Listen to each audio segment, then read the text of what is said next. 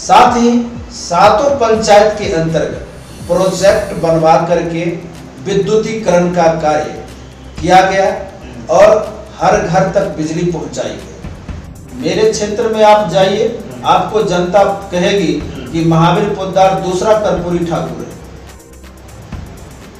नमस्कार, मैं हूं मुकेश कुमार और आप देख रहे हैं HBN न्यूज।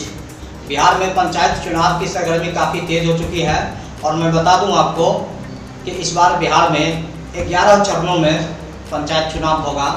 इसको लेकर के कई जगह नामांकन की प्रक्रिया शुरू हो चुकी है। कई उम्मीदवार अपना अपना नामांकन दाखिल कर चुके हैं और इस वक्त मैं समस्तीपुर जिले के जिला पार्षद क्षेत्र संख्या 31 में हूं, जहां पे तीसरा चरण में मतदान होगा। अभी फिलहाल यहां पे नामांकन प्रक्रिया शुरू नहीं हुआ है। तो और इसी बीच हमारे साथ जुड़ रहे हैं जिला पार्षद क्षेत्र संख्या 31 से जिला पार्षद प्रत्याशी हैं श्री महावीर पोद्दार जी। और मैं बता दूं इनके बारे में कि इनसे पहले इनकी पत्नी वर्तमान में जिला पार्षद सदस्य हैं और अब ये खुद इस बार चुनाव लड़ेंगे। क्यों चुनाव लड़ेंगे, क्या कारण है कि अब ये खुद चुनाव लड़ेंगे, अब इनकी पत्नी चुनाव क्यों नहीं लड़ेगी, आइए इन तमाम मुद्दों पे चर्चा करेंगे। और ये भी चर्चा करेंगे कि इनके द्वारा 5 सालों में अपने क्षेत्र में क्या क्या किए हैं और अब जो चुनाव लड़ेंगे क्या जनता ये 5 साल जो काम किए हैं उसके आधार पर इनके साथ हैं या नहीं। आइए उनसे बात करते हैं और जानने का प्रयास करते हैं। सर, सबसे पहले स्वागत है आपको HBN न्यूज चैनल के स्टूडियो में। स्वागत है और मैं HBN न्यूज चैनल के माध्यम से हम आपके प्रति और सभी मतदाता और आम जनता के प्रति आभार प्रकट मैं करता हूं और इस बात के लिए आभार प्रकट करता हूं कि सभी मतदाताओं ने भारी बहुमत से पिछली बार 2016 में जिला परिषद प्रादेशिक निर्वाचन क्षेत्र संख्या 31 से मेरी पत्नी बुच्ची देवी को करीब 5,500 वोट के अंतर से जीत दिलाई। और इस बात के लिए मैं जनता का हार्दिक बधाई, शुभकामना और मैं उनका ऋणी हूँ।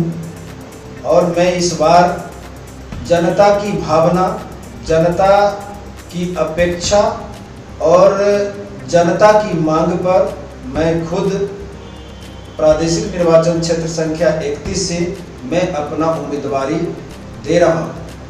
साथ ही मैं आपको ये बताना चाहता हूँ कि 2016 से लेकर 2021 तक जो इस पंचवर्षीय योजना में जनता ने जो जिम्मेदारी विश्वास के साथ हम पर सौंपी, तो मैं यह भरोसा दिलाना चाहता हूँ कि मैं उनके विश्वास पर मैं खरा उतरने का प्रयास किया। जहाँ तक विकास का मामला है तो 31 नवंबर। सर, मैं विकास की मामला आपके में जाऊंगा, मैं बारी बारी से तमाम चीज़ों पे मैं चर्चा करूंगा। जब आपकी पत्नी बुच्ची देवी जब जिला पार्षद के चुनाव लड़ी और जीती भी, तो अब इस बार जो है आप अपना उम्मीदवारी पेश कर रहे हैं। क्या आपके मैडम दूसरे जगह से चुनाव लड़ेंगे क्या? मेरी मैडम दूसरे जगह से चुनाव नहीं लड़ेगी। लेकिन मैं जनता की मांग और जनता की भावना का सम्मान करते हुए मैं खुद इस बार उम्मीदवारी में पेश करूंगा। क्योंकि जनता का यह कहना है कि जन संघर्षों में आप रहे तो आप ही उम्मीदवार हुए और आप हमारे विश्वास पर खरा उतरे। अच्छा, तो आपकी मैडम जो है 5 साल चुनाव जीत के 5 साल प्रतिनिधित्व किया जिला परिषद क्षेत्र संख्या 31 का, तो आपने अपने जनता के लिए क्या क्या किया? देखिए, जिला परिषद सदस्य का मुख्य रूप से 2-3 जिम्मेदारी होती है। अच्छा। पहला जिम्मेदारी ये होती है कि बिहार सरकार का 29 विभाग है और जिला परिषद का भी 29 विभाग है। उस 29 विभाग में जनता से जुड़े हुए तमाम मांगों को सदन में उठाया गया या नहीं। और मैं विश्वास के साथ कह सकता हूँ कि 29 के 29 विभागों में श्रीमती बुच्ची देवी जो निवर्तमान अभी जिला पार्षद हैं, चाहे वो शिक्षा विभाग हो, विद्युत विभाग हो, कृषि विभाग हो, स्वास्थ्य विभाग हो, ये PhD का विभाग हो, हर विभागों से जुड़े हुए जनता की समस्याओं को सदन में उठाया है और उसके अनुपालन भी हुए हैं और कार्य भी। दूसरी जो बड़ी जिम्मेदारी होती है एक जिला पार्षद का एज ए जनप्रतिनिधि, वो विकास का कार्य किया या नहीं। तो मैं आपको भरोसा और विश्वास के साथ कह सकता हूँ कि सातों पंचायत के अंतर्गत 7000 फीट पीसीसी सड़क का निर्माण जिला पार्षद बुच्ची देवी के सौजन्य से कराए गए। पहली उपलब्धि। दूसरी बड़ी उपलब्धि ये है कि मुरियारो उत्क्रमित मध्य विद्यालय को उच्च विद्यालय में तब्दील कराया गया। हरपुर रेवाड़ी मध्य विद्यालय को उच्च विद्यालय में तब्दील कराया गया। चैता लिलजी उत्क्रमित मध्य विद्यालय को उच्च विद्यालय में तब्दील कराया गया और बिरनावा पंचायत के सुपौल उत्क्रमित मध्य विद्यालय को उच्च विद्यालय में तब्दील कराया गया। ये जिला परिषद के सौजन्य से संभव हो पाया। साथ ही सातों पंचायत के अंतर्गत प्रोजेक्ट बनवा करके विद्युतीकरण का कार्य किया गया और हर घर तक बिजली पहुंचाई गई। नल जल योजना में जिला पार्षद का फंड लगा हुआ है। आपको याद होगा कि पहले सांसद, विधायक, जिला पार्षद और पंचायत समिति के कोटे से भी चापाकल लगाया जाता था, लेकिन सरकार के फैसले के अनुरूप इन तमाम प्रतिनिधियों के कोटे की राशि को, चापाकल की राशि को काट करके नल जल पर दिया गया। तो नल जल में भी जिला पार्षद की अहम रोल है, भूमिका है। और साथ ही साथ तीसरा जो काम होता है एक जिला पार्षद का, वो होता है जनता के साथ जीवंत लगाव। और मैं आपको विश्वास के साथ कह सकता हूं कि पूरे क्षेत्र की जनता जानती है, दिन हो रात हो, जब कभी जनता ने खोजा हम वहां पे हाजिर रहे। जनता के एक एक सुख दुख में मैंने 24 घंटे सेवा में लगाए। मैंने एक्सीडेंट में, बीमारी में, इलाज में, शादी में, श्राद्ध में, यानी जब कभी कोई भी गरीब जनता हमसे सहायता की मांग की, मैं अपनी क्षमता और यथासंभव उनको हमने आर्थिक सहायता भी की है। और मेरे घर से कोई भी, मैं खुद संकट में रहा हूँ, ये क्षेत्र की जनता भी जानती है, लेकिन मैं अपने घर पे से किसी जनता को, किसी गरीब जनता को खाली हाथ नहीं लौटने दिया। ये हम विश्वास के साथ कह सकते हैं और इस बात को जनता जानती है। तो आपने जो कहा कि हमेशा हम जनता के साथ रहे हैं, लोगों का कहना होता है कि जब भी कोई उम्मीदवार अपना उम्मीदवारी पेश करते हैं, चुनाव जीतते हैं और जीतने के बाद फिर 5 साल के बाद नजर आते हैं, जब चुनाव का समय आता है तभी नजर आता है। ऐसा क्यों होता है?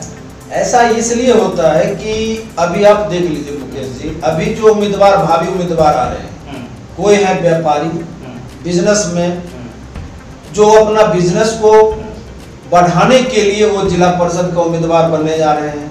कोई ऐसे उम्मीदवार हैं जो डम्मी कैंडिडेट बन के आ रहे हैं, विकास विरोधी। तो जनता जब वोट डालती है तो जनता को सेवक चुनना चाहिए। अगर जनता सेवक चुनेगी तो जिस तरीके से 5 साल दिन हो रात हो हमने मदद किया, हमने सहयोग किया, जनता के हर सुख दुख में, हर संकट में मैंने उपस्थिति दर्ज करा करके उनको मदद करने का काम किया, दूसरा उम्मीदवार नहीं कर सकता। तो जब जायज और नाजायज तरीके से लोग पैसा कमाते हैं और पैसा कमाया हुआ हो जाता है, तब वो राजनीति में प्रवेश करते हैं और वहीं से डिविएशन शुरू होता है और जनता भ्रमित हो जाती है। तो जब जनता भ्रमित हो जाती है तो गलत कैंडिडेट का वो चुनाव कर लेती है और फिर 5 साल वो परेशान रहती है। और मैं विश्वास के साथ कह सकता हूं कि एक भी क्षेत्र की जनता मेरे प्रति शिकायत नहीं कर सकते कि मैंने उनको बुलाया और वो नहीं आए। और हमने न सिर्फ विकास के कार्य किए, बल्कि जनता के एक एक बिंदु पर उनके शोषण, दमन और सामाजिक अत्याचार के खिलाफ संघर्ष में किया हूँ। मैंने उनके हक अधिकार के लिए आंदोलन किया हूँ, उनके सुख सुविधा के लिए, उनकी संवैधानिक लोकतांत्रिक रक्षा के लिए मैं संघर्ष किया हूँ।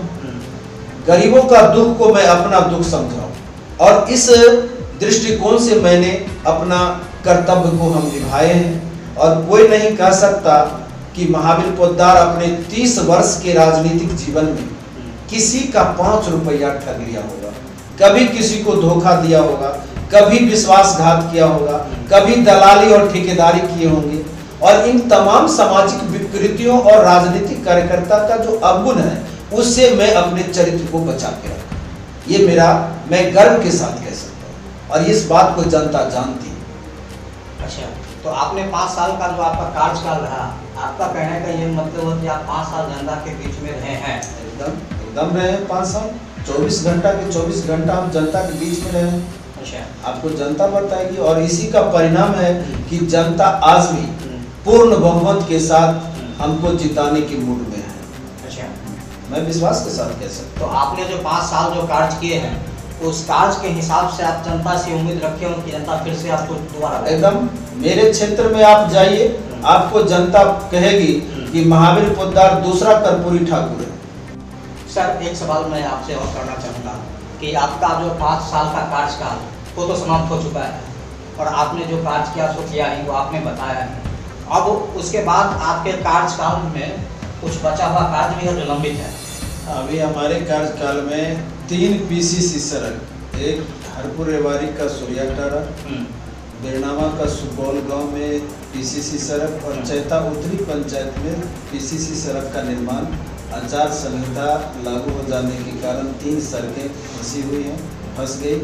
और एक जो आधा निर्माण हुआ हरपुर रेवाड़ी से लेकर बेरनामा ठकुरबाड़ी तक, वो 1.5 किलोमीटर करीब लंबा सड़क है, अधूरा है। और मैं आम जनता से, आम मतदाता से मैं अपील करता हूँ कि इन अधूरे कार्य को पूरा कराने के लिए भी आप हमें मतदान करें, जिससे कि हम आपका पूरा का पूरा काम कर सकें। अच्छा, तो ये जो आपने बताया ये सब कार्य जो है वो फिलहाल लंबित पड़ा हुआ है? लंबित है, वो सारी योजना आचार संहिता में फंस जाने के कारण लंबित है।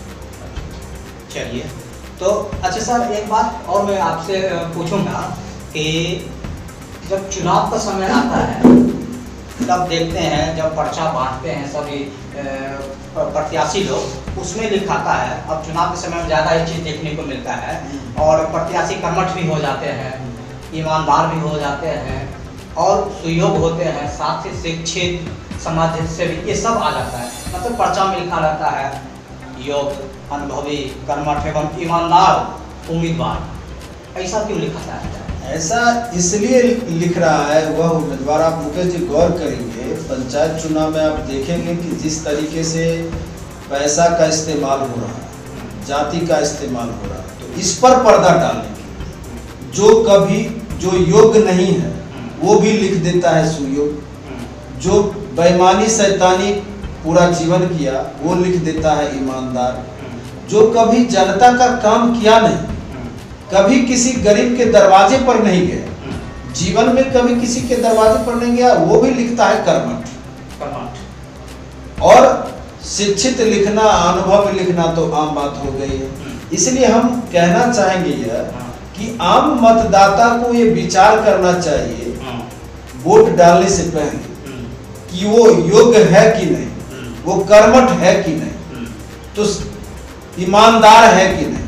अब आप देखेंगे कि जो शराब बेचने वाला है, शराब माफिया है, पैसा बहुत कमाया, शराब माफिया है, अब वो चुनाव में प्रवेश कर रहा है। अब जिस पर कई आपराधिक मुकदमे दर्ज है और वो भी चुनाव में प्रवेश कर रहा है।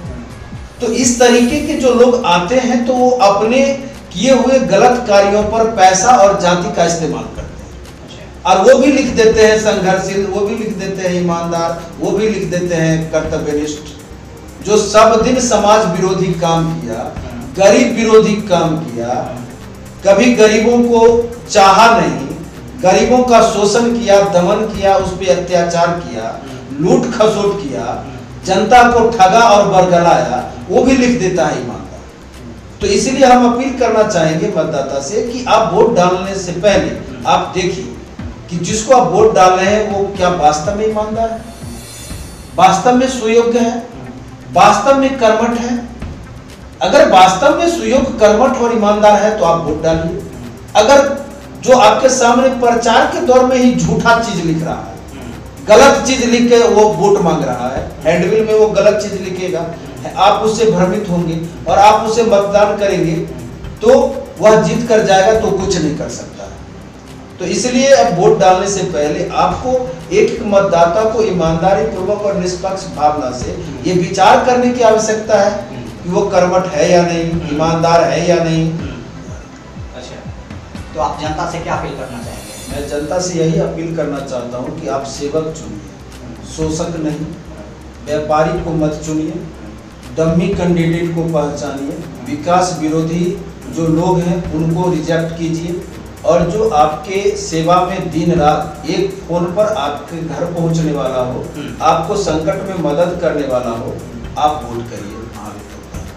अच्छा, तो ये थे जिला पार्षद क्षेत्र संख्या 31 से भावी जिला पार्षद प्रत्याशी हैं।